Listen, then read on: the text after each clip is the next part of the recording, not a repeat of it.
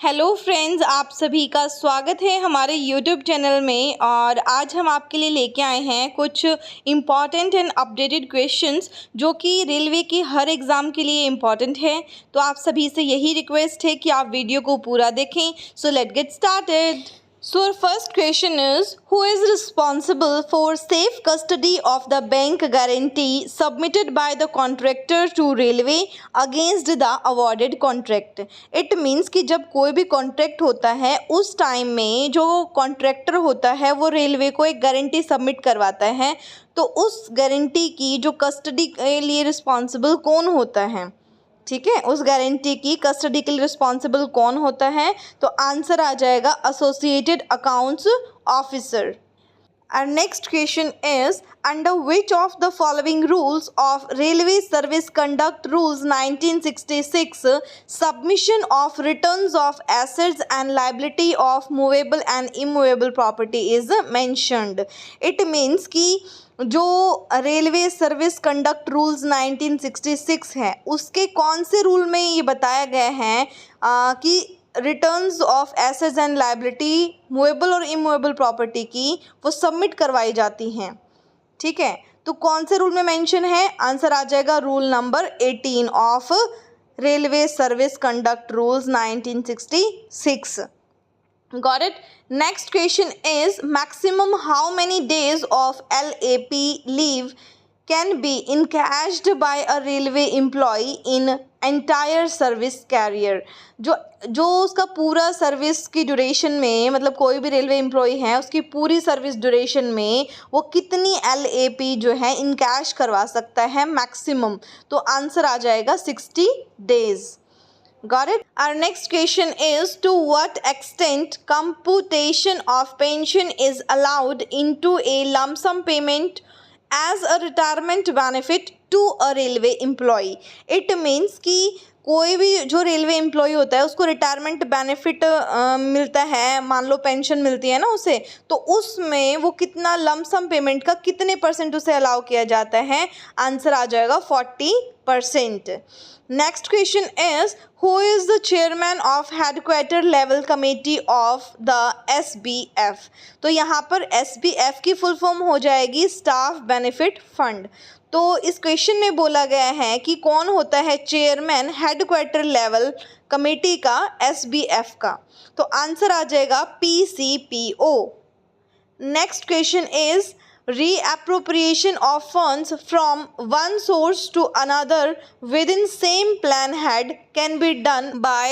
तो इसका मतलब आ जाएगा कि जब हम फंड्स को रीअप्रोप्रिएट करते हैं तो उस टाइम में सेम प्लान हेड के अंदर हमें एक सोर्स से दूसरे सोर्स में अगर फंड को ट्रांसफ़र करना है तो उसकी अथॉरिटी कौन, मतलब किसके पास होती है, कौन कर सकता है उसे? तो आंसर आ जाएगा railway board. Next question is,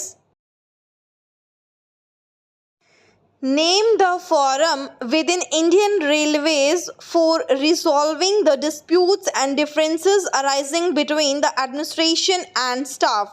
It means कि उस forum का नाम बताना है जो कि रिजोल्व करवाती है, मतलब जो डिस्प्यूट्स हो जाते हैं, जो भी लड़ाई झगड़े हो जाते हैं एडमिनिस्ट्रेटिव और स्टाफ के बीच में, उसको सॉल्व करवाती है। तो उस फॉर्म का नाम क्या है? क्वेश्चन में ये पूछा गया है। तो इसका आंसर आ जाएगा PNM, means permanent negotiating machinery. Got it? Next question is, what is the maximum period of suspension unless reviewed? It means कि सस्पेंशन का मैक्सिमम पीरियड क्या होगा अनलेस रिव्यूड? तो इसका आंसर आ जाएगा 90 days। Next question is, when is the review of service in case of railway employee is to be done? It means कि कोई भी रेलवे एम्प्लॉई है उसकी सर्विस को रिव्यू कब किया जाता है? तो आंसर आ जाएगा complete 30 years of age service, या फिर attain 55 years of age. Means कि या तो 30 साल उसको सर्विस को कंप्लीट हो जाए या फिर 55 years उनकी एज हो जाए, तब उनकी सर्विस को रिव्यू किया जाएगा। Next question is which agency is authorised to conduct statutory audit of the accounts of Indian railway. Means कि इंडियन रेलवे के जो अकाउंट्स की जो ऑडिट होती है उसकी अथॉरिटी कौन सी एजेंसी के पास होती हैं? तो इसका आंसर आ जाएगा CAG, means controller and auditor general of India. Next question is what is the periodicity of participation of railway employees in management, जिसे हम PREM के नाम से भी जानते हैं, meeting at zonal level. It means कि जो PREM कंडक्ट करवाई जाती है जोनल लेवल पे, उसका पीरियोडिसिटी क्या है, मीन्स कितने ड्यूरेशन बाद वो कंडक्ट करवाई जाती है? तो आंसर आ जाएगा क्वार्टरली। ठीक है। Next question is when the expenditure on a project work can be incurred. It means कि कोई भी प्रोजेक्ट है उस पे जो एक्सपेंडिचर किया जाता है वो कहाँ से किया जाता है? तो आंसर आ जाएगा upon sanction of detailed estimate for the work included in the pink book and availability of funds. It means कि जो भी हमने एस्टिमेटेड एक्सपेंडिचर किए हैं, ठीक है, एस्टिमेटेड एक्सपेंडिचर किए हैं पिंक बुक में, या फिर जितने फंड्स अवेलेबल हैं उनके हिसाब से एक्सपेंडिचर को इनकर्ड किया जाता है, मीन्स किया जाता है किसी भी प्रोजेक्ट पे। Got it? Next question is Make in India policy is applicable to which kind of tender projects out of the following option. Simple language में इसका मीनिंग आ जाएगा कि जो मेक इन इंडिया पॉलिसी है वो कौन से टेंडर पे एप्लीकेबल होती है। ऑप्शंस दिए हुए हैं आपको। तो फर्स्ट ऑप्शन है आपका पब्लिक प्राइवेट पार्टनरशिप प्रोजेक्ट पे, सेकंड है वर्क्स एंड कंसल्टेंसी टेंडर्स पे, या फिर गुड्स एंड सर्विसेज टेंडर्स पे, या फिर फोर्थ ऑप्शन है ऑल द अबव। तो इसका आंसर आ जाएगा ऑल द अबव, मीन्स ये सारे ही हैं जहाँ पे make in India policy applicable है। Next question is under HOER, जिसका मतलब होता है hours of employment regulations rules, which category of employ will not have roster hours. Means कि जो are of employment regulation rules है उसकी कौन सी कैटेगरी के एम्प्लॉयज़ को रोस्टर आवर्स की ज़रूरत नहीं होती या नहीं होता जिनका रोस्टर आवर। तो आंसर आ जाएगा जो एक्सक्लूडेड एम्प्लॉयज़ होते हैं उनको ज़रूरत नहीं होती। Next question is when will stores items be treated as dead surplus items. Means कि जो स्टोर्स आइटम होते हैं उनको कब हम डेड सरप्लस आइटम ट्रीट करते हैं? तो इसका आंसर आ जाएगा store items which have not been issued for 24 months and it is considered are not likely to be utilised on any railway within next 2 years। Means कि कोई भी जो स्टोर आइटम्स है वो 2 साल उसे हो चुके हैं, 2 साल से वो इशू नहीं हुआ और आने वाले 2 साल तक भी वो कोई इशू नहीं होने वाला, तो उसको हम डेड सरप्लस आइटम कंसिडर करते हैं, ट्रीट करते हैं। Got it? Next question is which one of the following is true for the maternity या paternity leave for the employees in India. Means कि आपको ऑप्शंस दिए गए हैं उसमें से मैटरनिटी या पैटर्निटी के रिगार्डिंग कौन सा जो ऑप्शन है आपका सही होगा।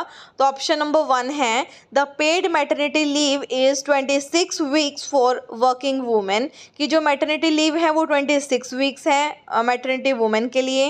तो ये तो सही ऑप्शन है।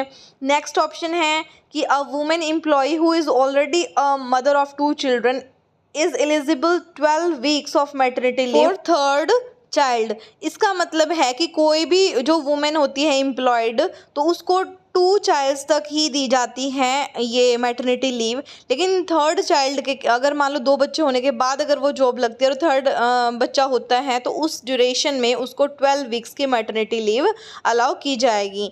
Next next option is the paid paternity leave for the employees male employee is 15 days. It means कि जो मेल एम्प्लॉयज़ होते हैं उनको पैटर्निटी लीव कितनी पेड होती है? 15 डेज़ तक पेड होती है। और फोर्थ ऑप्शन है ऑल द अबव। तो इसका आंसर आ जाएगा, राइट आंसर जो है वो फोर्थ आ जाएगा, ऑल द अबव।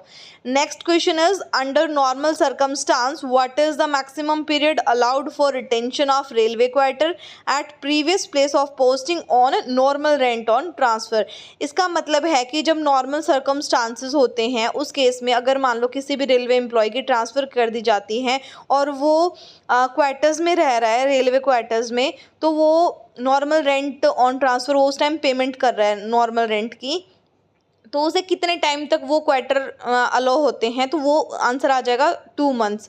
मीन्स कि 2 महीने ही अलाउ होते हैं कि वो अपने जो पहले जो पोस्टिंग थी वहाँ पे, तो वो वहाँ पे 2 महीने तक ही रह सकता है नॉर्मल रेंट पे। ठीक है। Next question is what is the maximum valid period of suspension of an employ unless it is extended after review. तो इस क्वेश्चन का आंसर मैं नहीं बताऊंगी, ये ऑलरेडी डिस्कस हो चुका है, तो ये आप इसका आंसर बताएंगे कमेंट बॉक्स में। ठीक है। नेक्स्ट क्वेश्चन है विच railway production unit has produced rail 18 now called Vande Bharat. Means कि कौन सी रेलवे प्रोडक्शन यूनिट ने प्रोड्यूस की है ट्रेन 18 जिसे हम वंदे भारत के नाम से जानते हैं। तो इसका आंसर आ जाएगा integral coach factory ICF Perambur. ठीक है। Next question is what is the minimum service limit for transfer on administrative ground. कि एडमिनिस्ट्रेटिव ग्राउंड पे ट्रांसफ़र करने के लिए मिनिमम सर्विस लिमिट कितनी है, तो आंसर आ जाएगा नो लिमिट। तो ऐसी कोई लिमिट नहीं होती। तो नेक्स्ट क्वेश्चन आ जाएगा which is the highest award for gallantry during peace time in India. ठीक है। तो गैलेंट्री का हाईएस्ट अवार्ड कौन सा होता है, तो आंसर आ जाएगा Ashok Chakra. Okay then, thank you friends, मिलते हैं नेक्स्ट वीडियो में। Thank you so much.